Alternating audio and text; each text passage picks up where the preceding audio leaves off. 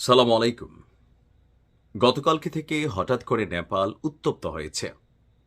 আমাদের যে তরুণ প্রজন্ম বা নতুন প্রজন্ম যাদেরকে জ্যানজি বলা হয়, এই শব্দটা এই মুহূর্তে বাংলাদেশের অনেক মানুষের কাছে অ্যালার্জি টাইপেরও একটা শব্দ। যাই হোক, আমাদের জুলাই আগস্ট অভ্যুত্থানের হিরো শহীদ আবু সাইদের যে দৃশ্য সারা পৃথিবী দেখেছে, সেই একই দৃশ্য আমরা দেখছিলাম ইন্দোনেশিয়া থেকে। কিন্তু মাঝখানে হঠাৎ করে আলোচনায় নেপাল। এখন কেন নেপালে গতকালকে একদিনে ১৯টি প্রাণ ছড়ে গেল? কেন নেপালের বিদ্রোহীরা বা জ্যানজিরা নেপালের যে পার্লামেন্ট ভবন সেইখানে ঢুকে গেলেন, আগুন দিলেন এবং কি সর্বশেষ দেখামাত্র গুলি করার নির্দেশ সরকারের পক্ষ থেকে আছে? অলরেডি এই ঘটনাকে কেন্দ্র করে নেপালের স্বরাষ্ট্রমন্ত্রী, লেখক যিনি আছেন, তিনি পদত্যাগ করেছেন ১৯ জনের প্রাণহানির কারণে। এবার জ্যানজিরা প্রধানমন্ত্রীর পদত্যাগ চাইছেন। বিষয়টা হয়ে গেছে হুট করে একটা আন্দোলন, মানে হঠাৎ করে এটা সরকার পতনের আন্দোলনের দিকে ধাবিত হচ্ছে। আমি যখন এই নিউজটি করছি, রাজধানী থেকে শুরু করে কাঠমান্ডু থেকে শুরু করে নেপালের বিভিন্ন স্থানে ১৪৪ ধারা এবং শুটেড সাইট সরাসরি গুলির নির্দেশনা দিয়েছে সরকার। কেন আসলে হঠাৎ করে এই ঘটনাটা ঘটল? নেপালে দুর্নীতি বন্ধের দাবি এবং সামাজিক যোগাযোগ মাধ্যমের উপর নিষেধাজ্ঞার প্রতিবাদে তরুণদের নেতৃত্বে একটা বিক্ষোভ কর্মসূচি ছিল গতকালকে।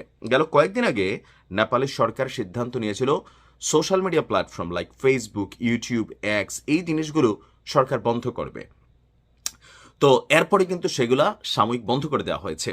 সেখান থেকে ক্ষোভের জায়গাটা, কারণ হুট করে যদি বাংলাদেশে হঠাৎ করে ফেসবুক বন্ধ করে দেয়, সরকারের বিপরীতে মানুষ দাঁড়াতে ৫ মিনিট লাগবে, কারণ এটাকে নির্ভর করে অনেক ধরনের আয় উপার্জন, মানুষের প্রতিবাদ, সামাজিক কর্মকাণ্ড। এই মুহূর্তে এটা লাইফের অবিচ্ছেদ্য একটা অংশ।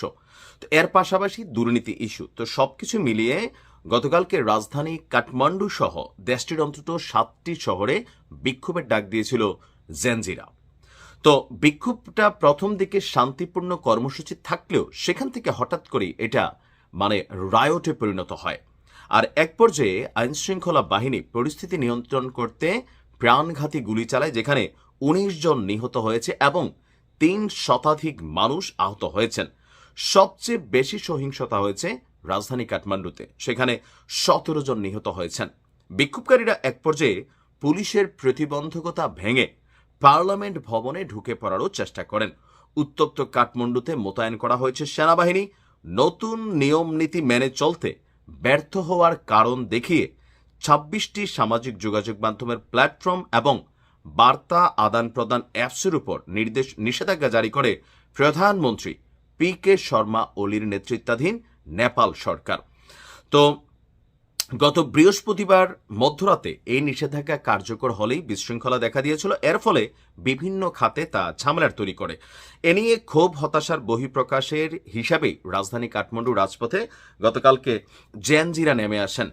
তবে এই বিক্ষোভের পেছনে সরকারের বিরুদ্ধে অসন্তোষও কাজ করছে এবং কি সরকার পতনের একটা নীল নকশাও কাজ করছে, দাবি হচ্ছে সরকারের। বিক্ষোভকারীরা পুলিশের প্রতিবন্ধকতা ভেঙে পার্লামেন্ট ভবনে ঢুকে পড়ার চেষ্টা করলেই সংঘর্ষের মূল জায়গাটা শুরু হয়। প্রথম দিকে পুলিশ লাঠিপেটা, কাঁদানে গ্যাস, রাবার বুলেট ব্যবহার করলেও বিক্ষোভকারীরা পুলিশের উপর ঝাঁপিয়ে পড়ে। এক পর্যায়ে পুলিশ কি বলা হয় যে সেখানে প্রাণঘাতী অস্ত্রের ব্যবহার করে। তো অলরেডি কাঠমান্ডুর বাইরে পোখারা, ভুটুয়াল, হাওয়া, ভরতপুর, ইতাহারি এবং দামাক শহরেও বিক্ষোভ চলছে। সর্বশেষ এই মুহূর্তে খুবই কঠিন পরিস্থিতি শুরু হয়েছে। এখন থেকে আপনার শুটেড সাইট অর্ডার আছে। তবে নেপাল সরকার খুব শক্তভাবে এই জ্যানজিদের যে বিক্ষোভ সেটাকে প্রটেস্ট করার ট্রাই করতেছে, বোঝাই গেছে। এখন সেনাবাহিনী, পুলিশ সহ আরো বিভিন্ন সংস্থাকে কঠোর নির্দেশনা দেওয়া হয়েছে, কারণ তলে তলে সরকার পতনের পরিকল্পনা, লাইক বাংলাদেশে যেমনটা দেখেছে, এই জায়গা থেকে জ্যানজিরা যেমন উদ্বুদ্ধ হয়েছে, ক্ষমতাসীন সরকারগুলা টেনশনে পড়ে যে এই আন্দোলন কখন সরকার পতনের আন্দোলন হয়েছে। অলরেডি প্রধানমন্ত্রী শর্মার বিরুদ্ধেও পতনের দাবি তুলেছে আপনার জ্যানজিরা। আজকে নেপালে অনেক কিছুই ঘটতে পারে। তবে এর মাঝখানে খারাপ সংবাদ হচ্ছে, আমাদের বাংলাদেশের ফুটবল টিম, সম্ভবত আমি জানি না যেটাকে অনূর্ধ্ব নাকি ঊর্ধ্ব, তো ফুটবল টিমের একটা পার্ট আমাদের নেপালে আছে, তারা সেখানে হোটেলে অবরুদ্ধ আছে। সো আমরা আশা করি নেপালের জ্যানজিরা বা নেপালের সরকার আমাদের ফুটবলারদের নিরাপত্তা দিবে। এর পাশাপাশি নেপালের এই আন্দোলনে অলরেডি গতকালকে থেকে শিল্পীরা তারা একমত জানিয়েছে। পরিস্থিতি যা বলছে যে সরকার পতন হয়ে যাবে, নেপালের সরকার পতনই হয়ে যাবে। পরিস্থিতি যেভাবে গতকালকে 19টা লাশ পড়ছে, আজকে আবার বিক্ষোভ হচ্ছে।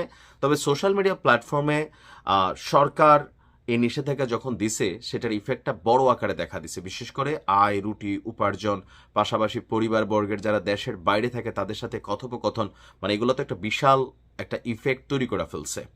এখন পজিটিভের তুলনায় নেগেটিভিটিও বেশি, কারণ এই মাধ্যমগুলোতে আপনি দেখবেন এখন ভালো কাজের চেয়ে খারাপ কাজের পরিমাণই বেশি।